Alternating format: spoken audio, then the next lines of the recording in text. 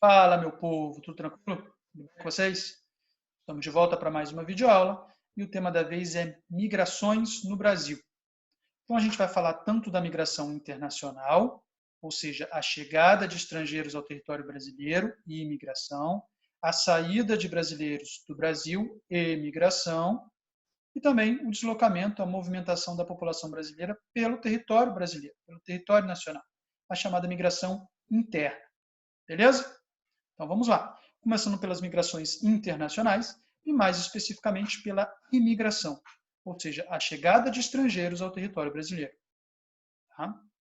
Primeira coisa é que esse tipo de movimento migratório em direção ao Brasil foi mais importante entre os anos de 1850 e 1934.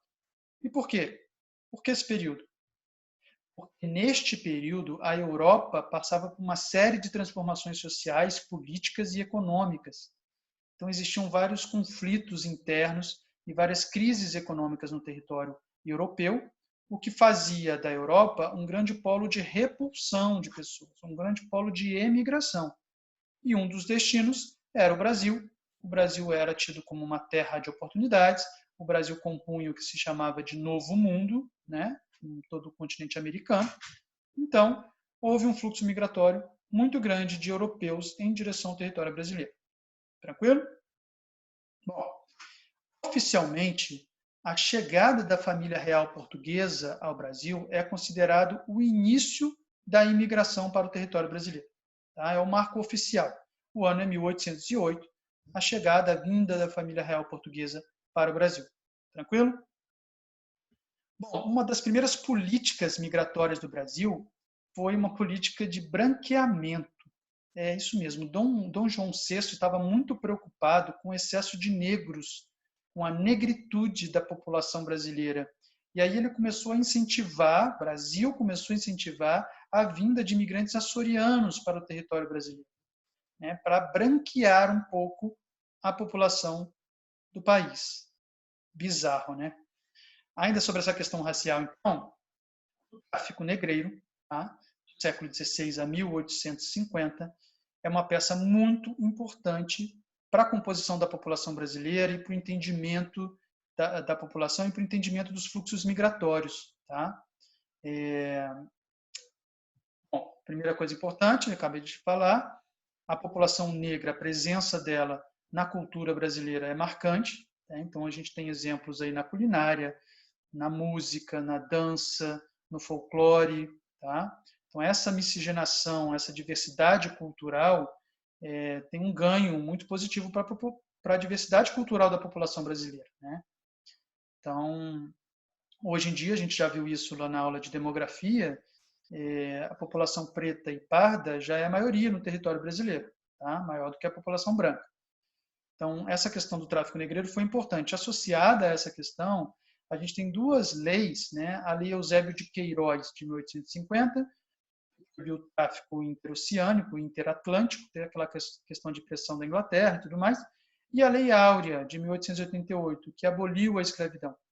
É claro, gente, a questão da escravidão tem outras leis relacionadas, as mais conhecidas, a do sexagenário e a do ventre livre, mas as que importam para a gente no entendimento da imigração para o território brasileiro são essas duas. E por quê? Bom, porque a Lei Eusébio de Queiroz proibiu a chegada de novos africanos, novos escravos ao território brasileiro. Então, barrou um pouco a imigração, a chegada. É um tipo de imigração, tá, gente? Ainda que não seja voluntária, é um tipo de migração forçada, mas é um tipo de migração, é essa vinda de escravos africanos para cá, né, à força. Então, a Lei Eusébio de Queiroz impediu que novos imigrantes africanos chegassem na condição de escravos, e a Lei Áurea, que aboliu a escravidão, foi importante porque, uma vez abolida a escravidão, havia necessidade de substituir a mão de obra que até então era escrava. Então, assim, e agora? Quem que vai trabalhar? Eram os escravos. Agora os escravos não são mais escravos. Quem que vai trabalhar? E o Brasil, então, começou a incentivar a chegada de estrangeiros para ocupar o local, o posto de trabalho que o escravo ocupava. Tá? Isso é importante. Mas uma curiosidade. No ano de 1934, a partir de 34, o Brasil estabeleceu uma outra política migratória, dessa vez restritiva. O Brasil começou a restringir, criou cotas para a imigração. E por quê? Bom, são vários os motivos. Primeiro, porque havia uma certa disponibilidade de mão de obra que estava ociosa por conta o processo de modernização do campo, né? Mecanização e tudo mais, e aí com isso libera a mão de obra humana, especialmente no Nordeste, e também porque boa parte desses imigrantes vinham com uma consciência política muito grande. E aí começavam a lutar por direitos trabalhistas, começavam a se associar em sindicatos e tudo mais. E o governo, então, não queria esse tipo de imigrante mais politizado, né? Então, repare, educação política, politização, nunca foi o interesse dos governantes. Tenham isso em mente sempre. Tá?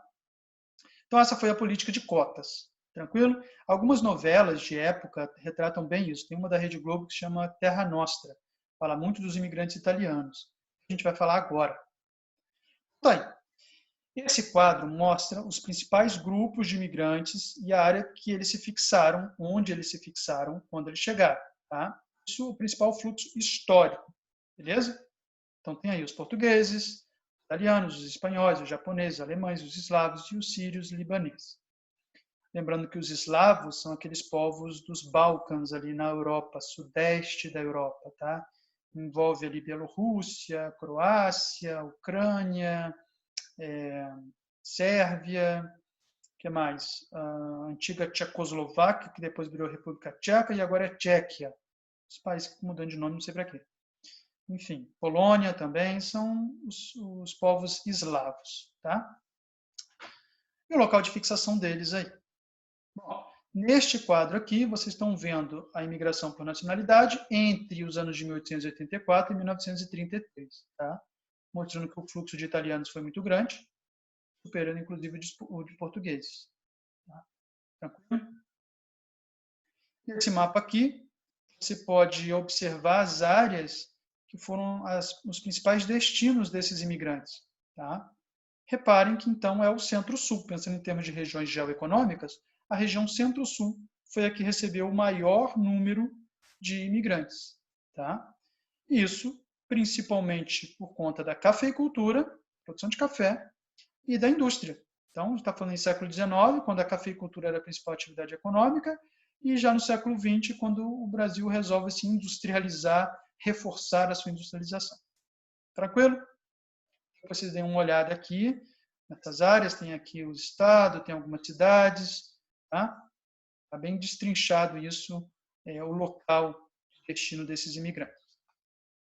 Ainda com relação à imigração, a chegada de estrangeiros no Brasil, mais recentemente a gente tem esses fluxos aí, ou essas origens. O Haiti, a Venezuela e a Colômbia. São os três maiores países que mandaram imigrantes para o Brasil. Tá? A origem da maior parte dos imigrantes que chegam ao Brasil, ao território brasileiro. O Haiti, gente, por conta da péssima situação econômica e social do país, né? O Haiti é um dos países mais pobres do mundo, certamente o mais pobre da América Latina. Eu já comentei isso em outra oportunidade, em outra videoaula. Vale muito a pena estudar um pouco mais sobre a história do Haiti, que é uma história riquíssima. Tá? O Haiti foi o primeiro país a se tornar independente na América, se tornou independente da França, por meio de uma revolução negra, tá? E pagou muito caro por isso. Numa época em que o escravagismo ainda era a tônica dos políticos, né, das sociedades, o Haiti pagou caro por isso, tem uma dívida impagável com a França, inclusive. Enfim, péssimas condições históricas, socioeconômicas, devido a uma herança colonial, e ainda por cima, no ano de 2010, teve um terremoto de grande magnitude no Haiti, que devastou o país.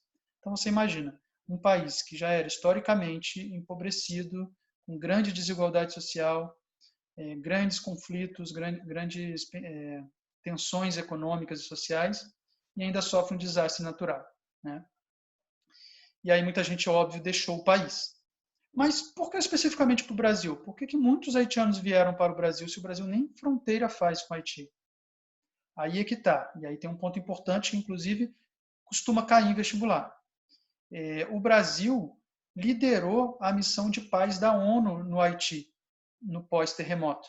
Tá? Então, as Forças Armadas do Brasil, A missão diplomática do Brasil foi para o Haiti, liderou a missão de paz da ONU, da Organização das Nações Unidas.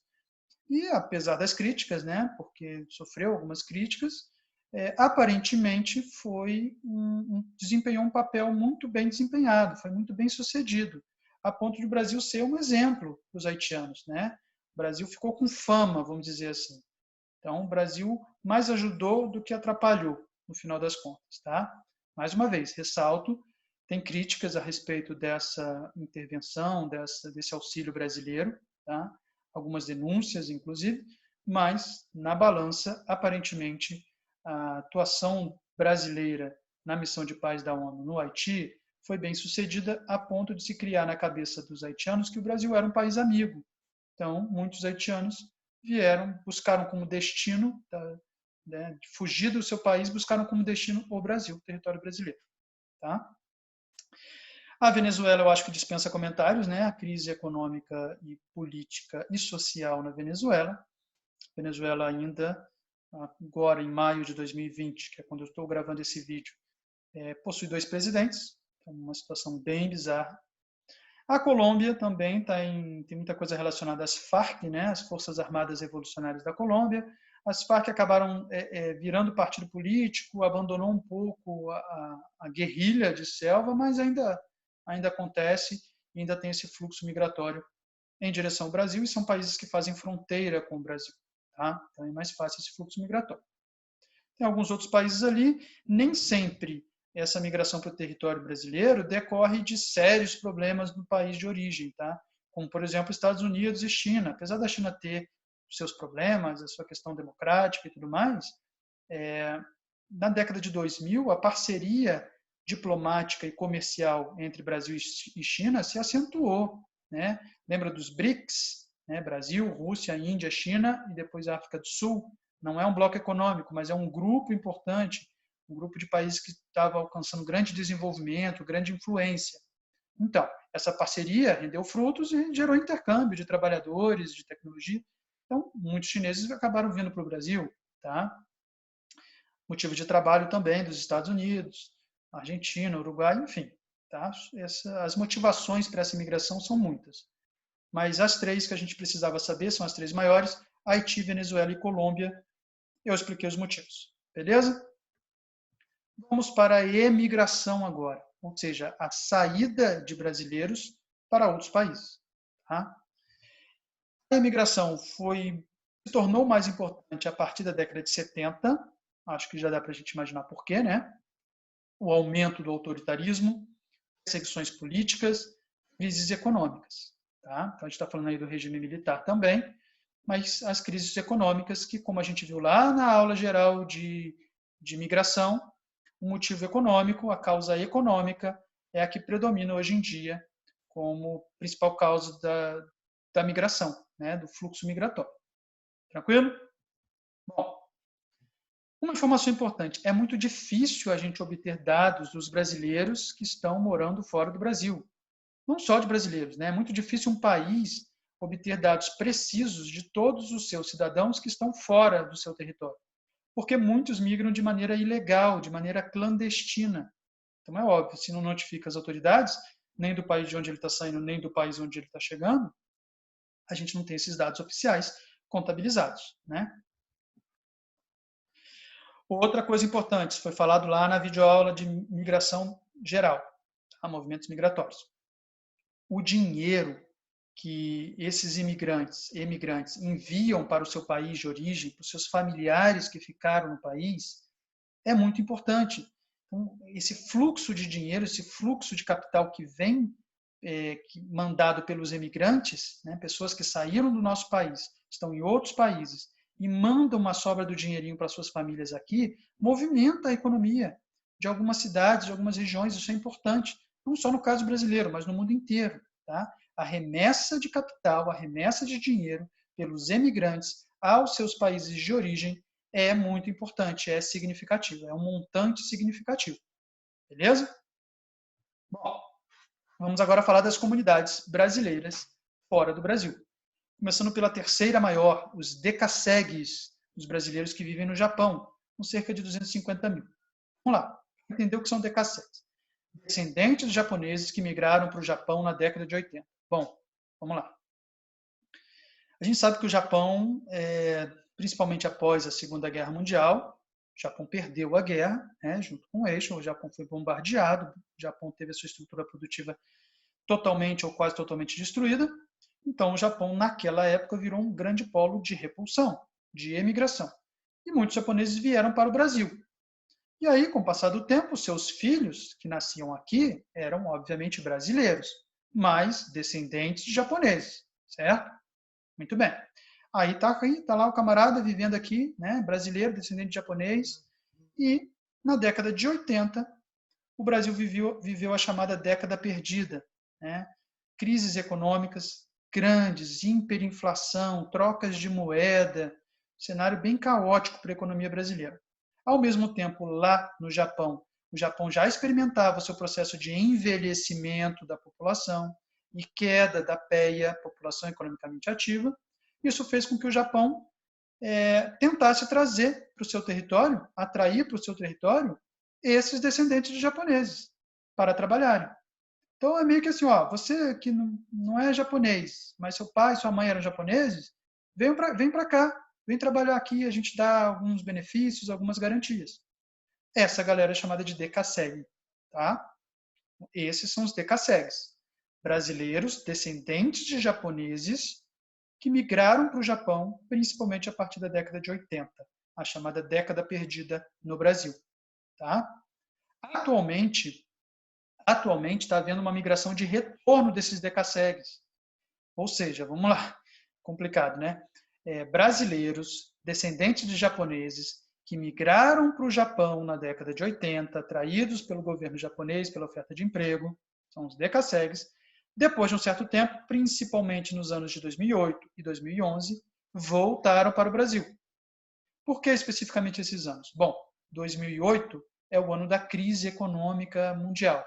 Aquela crise do capitalismo começada lá nos Estados Unidos, com a crise do mercado imobiliário dos Estados Unidos, atingiu instituições financeiras, isso foi derrubando uma a uma as instituições financeiras, e como o mundo está globalizado, o sistema financeiro, o sistema econômico é globalizado, os países todos sentiram a crise. E os países em desenvolvimento, os países desenvolvidos, países centrais, sentiram primeiro a crise. Foi o caso do Japão. E aí, com aquela crise lá em 2008, muitos desses DKSEGs voltaram para o Brasil, porque o Brasil ainda não experimentava os efeitos da crise. A crise demorou um pouco a chegar ao território brasileiro. Então, essa galera voltou para o Brasil, tá? A migração de retorno. E o ano de 2011 é o ano que teve o tsunami no Japão, né? Tsunami no litoral japonês e alguns desastres ambientais. Teve a questão da usina nuclear de Fukushima, né, que sofreu com o tsunami. Fez, inclusive, está fazendo o Japão rever a sua política energética, a sua matriz energética, tá?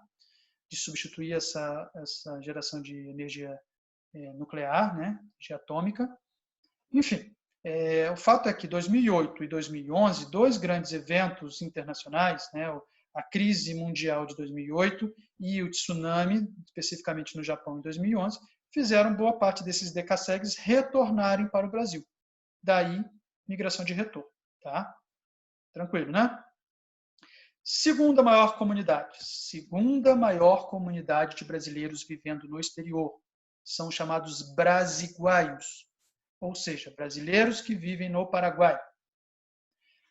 Seguinte, na década de 60 e 70, o Paraguai modificou a sua legislação fundiária, né, e permitiu a compra, a aquisição de terras por estrangeiros. E aí, com isso, muitos brasileiros que viviam ali na fronteira com o Paraguai foram para o Paraguai, compraram terras lá e começaram a produzir. Tá? E essa galera ficou conhecida, então, como brasiguaio. Tá? Com o tempo, começou a aumentar os casos de xenofobia. Muitos paraguaios começaram a discriminar os brasileiros que estavam lá presentes. Tá? E, mais uma vez, é visto um movimento de retorno desses brasiguaios, uma migração de retorno, tá? Por conta de problemas da produção lá no Paraguai e oportunidades de produção aqui no Brasil, como a expansão da fronteira agrícola, por exemplo. Tá? O fato é que os brasiguaios compõem a segunda maior comunidade brasileira vivendo fora do Brasil. cerca de 350 mil. E a maior comunidade de brasileiros oficial vivendo fora do Brasil são os brazucas, os brasileiros que vivem nos Estados Unidos, cerca de 750 mil. Beleza? Tranquilo? Bom, resumindo o cenário de migrações internacionais, a gente tem aquelas migrações históricas, tá? As imigrações, a chegada de estrangeiros ao Brasil. Aquelas históricas ligadas à necessidade de mão de obra por conta da abolição da escravidão, tá? Ligadas às políticas que o Brasil implementou, ora atraindo imigrantes, com a política de branqueamento e tudo mais, ora restringindo a entrada de imigrantes, com a política de cotas, tá? A emigração, a saída do Brasil, né? Saída de brasileiros, tem essas comunidades que vivem fora, os decassegues, os brasiguaios e os brazucas, tá? E no cenário mais recente, tá? Isso a gente falou historicamente, no cenário mais recente, a gente tem isso daqui, ó. Brasileiros pelo mundo, mapa de 2011. Então, você tem aqui o quantitativo de brasileiros pelo mundo e a localização deles. Então, o cenário de emigração e o cenário de imigração, esse daqui, ó. Esses países de origem e o Brasil como país de destino. Eu acrescentei aqui Haiti e Venezuela, como a gente viu naquele gráfico anteriormente. Haiti, Venezuela e depois Colômbia são os 3 maiores fluxos migratórios, né? Os 3 países que mais mandam imigrantes para o Brasil. Tá? Esse é o cenário recente. Tranquilo? Vamos agora entrar, então, nas migrações internas, ou seja, movimento horizontal da população dentro do território nacional. Tá? Deslocamento da população pelo espaço geográfico brasileiro. Primeira coisa importante é que essas migrações, esses movimentos, estão ligados aos chamados ciclos econômicos. Tá? Lembra quando a gente falou na aula de migrações geral, né, a aula geral sobre migrações, a gente falou que o principal motivo que leva as pessoas a migrarem é sair de uma área estagnada economicamente, que tem desemprego, que tem péssimas condições de vida, e ir em direção a uma área mais dinâmica economicamente falando, né, que tem possibilidade de geração de emprego, que tem possibilidade de crescimento e de melhoria da condição de vida. Tá? Então, este é o fluxo. Internamente no Brasil, a mesma coisa acontece. O deslocamento da população pelo território brasileiro acompanha esses ciclos. Onde o ciclo está tendo o maior desenvolvimento naquele período, vira um polo de atração populacional. As pessoas vão para lá. E um local onde um determinado ciclo se esgotou ou entrou em decadência, vira um polo de repulsão ou de emigração. Tranquilo? Duas coisas que são importantes para entender a migração interna, né? Assim como a migração internacional, a abolição da escravatura tem participação nas migrações internas do território brasileiro e, claro, a integração viária, né, gente? A gente está falando de deslocamento da população pelo espaço geográfico, ela só se desloca se você tiver estrutura viária, conexão, ligação entre os locais. Senão, a pessoa fica com acesso muito dificultado. Tranquilo? Bom, historicamente, o maior fluxo migratório interno no Brasil aconteceu do Nordeste para o Sudeste. Ou, se você preferir, do Nordeste em direção ao Centro-Sul. Tá? E ali está incluindo mineiros também.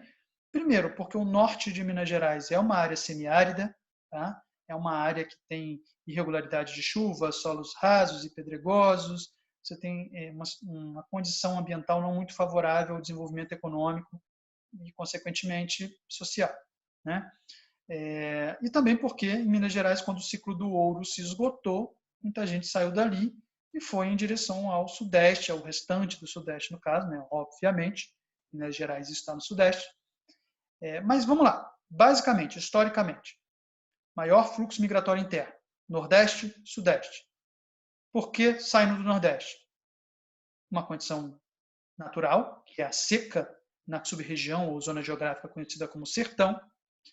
Outra condição, não está colocada aí, que levou as pessoas a deixarem o Nordeste. Lembra quando a gente estudou região geoeconômica?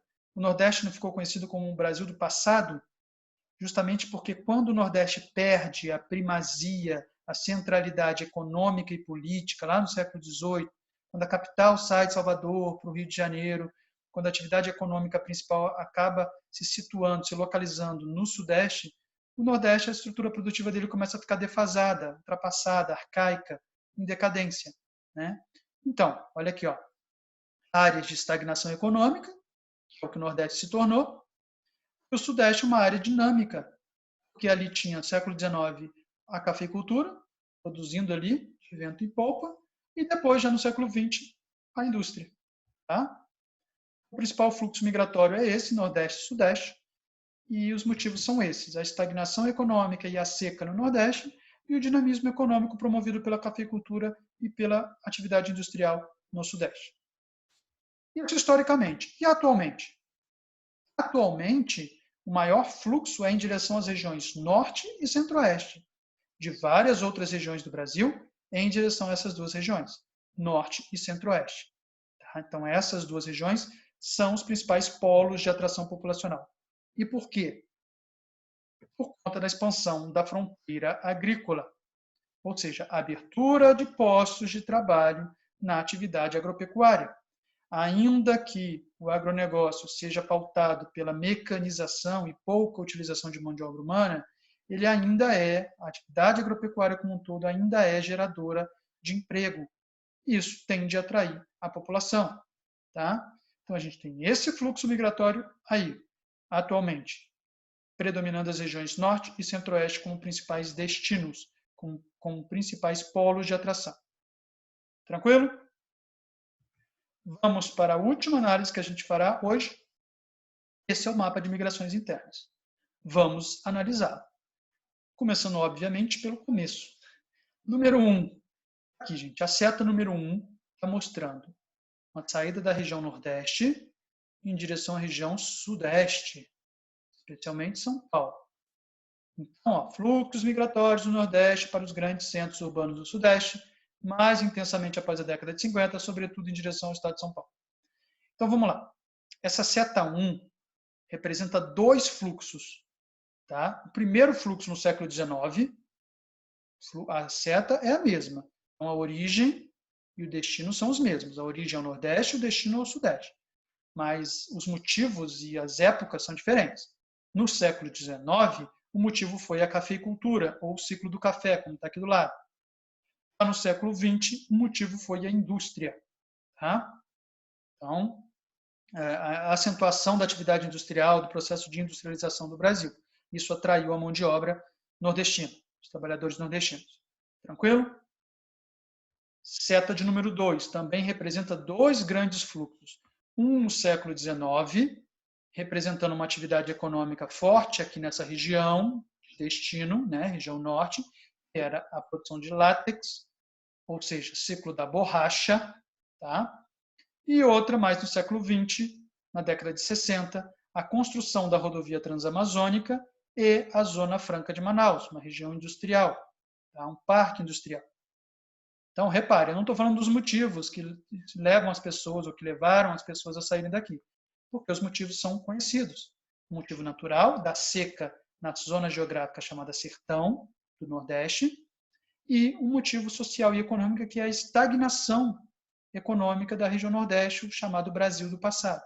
Tá? Isso faz com que muita mão de obra saia daqui. Agora, a diferença está no destino.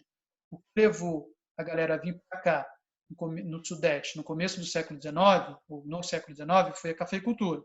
No século XX, foi a indústria, que, como a gente bem sabe, estava e está concentrada aqui.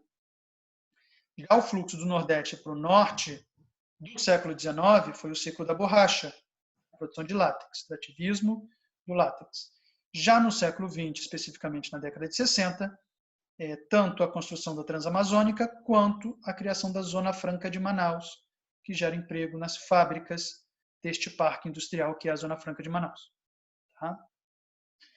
Fluxo número 3, mais uma vez a origem é a região Nordeste e o destino, e um pouco aqui da região Sudeste também, Minas Gerais, e o destino é a região Centro-Oeste. Tá? Relacionado principalmente à expansão da fronteira agrícola, atividade agropastoril, atividade agropecuária, tá? Nas décadas de 60, 70 e atualmente. Lembra que a gente acabou de falar que os dois principais polos de atração populacional atuais no Brasil são esses daqui, ó, Centro-Oeste e Norte? Então, esse fluxo aqui tem muito a ver com a expansão da fronteira agrícola aqui, em 3 momentos diferentes, década de 60, década de 70 e atualmente. É claro que na década de 60 está associado também à construção de Brasília, né? Todo o processo de construção de Brasília e atração da população para lá, as frentes pioneiras, né? A marcha para o oeste implantada por Vargas, tudo isso está relacionado a esse fluxo migratório da década de 60. Tá? Mas tanto na década de 60, quanto na década de 70, quanto atualmente, a expansão da fronteira agrícola também é um dos grandes motivos que levaram as pessoas para lá, para o centro-oeste. Beleza? Fluxo 4, seta número 4. Repare, do sul e do sudeste, sul e do sudeste, em direção ao centro-oeste e em direção ao norte, mais uma vez ligado à expansão da fronteira agrícola, tá? Tanto na década de 70, como aqui, como atualmente, tá? Ó, década de 70, expansão da fronteira agrícola, década de 70. E atualmente também. É por onde a fronteira agrícola está avançando, tá? Do centro-oeste em direção à região norte, do Cerrado em direção à Amazônia. Tá? Então, a gente tem esse fluxo migratório nesses períodos, década de 70 e atualmente. Tranquilo? E aí, como vocês estão observando, eu acrescentei a seta de número 5, quinto fluxo aí, porque ele é bem recente e ainda não estava nesse mapa que eu peguei na internet. Esse fluxo, como vocês observam, é do sudeste, né? A origem é o sudeste, e o destino é o nordeste. Então, pela primeira vez, a gente tem o nordeste como grande centro de atração populacional de um grande fluxo migratório. Tá? É a chamada migração de retorno. Então, gente, veja bem, são os nordestinos que saíram do Nordeste, vieram para cá, para o Sudeste, principalmente aqui, ó, ciclo do café e indústria, nesses 2 momentos, esse fluxo aqui, ó, número 1. E aí, os netos, bisnetos, tataranetos dessa galera, né, filhos, netos, bisnetos, tataranetos, enfim, os descendentes desses nordestinos que estão aqui, que nasceram no Sudeste, começam a retornar para o estado de origem da família, né, porque ainda tem antepassados lá, né, ainda tem familiares lá, começam a voltar para o Nordeste, chamada de migração de retorno. Essa migração de retorno, esse fluxo migratório, está diretamente relacionado ao processo de desconcentração industrial. Tá? A gente vai estudar, tem uma videoaula sobre indústria, mas basicamente a indústria está executando, está em curso atualmente um processo de desconcentração industrial, onde a indústria sai do Sudeste, que está saturado, das grandes metrópoles do Sudeste que estão saturadas, ou seja, estão cheias, estão inchadas, não tem por onde, não tem para onde a indústria se expandir, e está caro produzir aqui no Sudeste, e a indústria migra para outras regiões. E ela faz isso por uma série de motivos, com o apoio do governo, tá? Tem um apoio político, depois a gente fala disso. Mas o fato é que a indústria está em processo de desconcentração. Ainda está concentrada no Sudeste, mas aos poucos começa a migrar, a indústria migra para outras regiões. Dentre essas regiões, o Nordeste. Tá? Então, a população acompanha esse movimento, porque é onde está gerando emprego. Então, a população sai daqui, boa parte dela, né, e vai para o Nordeste. É a chamada migração de retorno. Começou na década de 90 e se acentuou nos anos 2000. Tá? Então, é um fluxo migratório bem recente. Tá? Tranquilo, gente? Essa foi a aula sobre migrações no Brasil. Migrações internacionais, migrações internas, os principais fluxos, os principais motivos, os principais conceitos. Tudo tranquilo? Bom, espero que vocês tenham entendido, tenham gostado. Se tiverem alguma dúvida, deixe nos comentários ou me procure nas redes sociais. Eu teria o maior prazer em tirar suas dúvidas. Beleza? Valeu. Até a próxima, gente.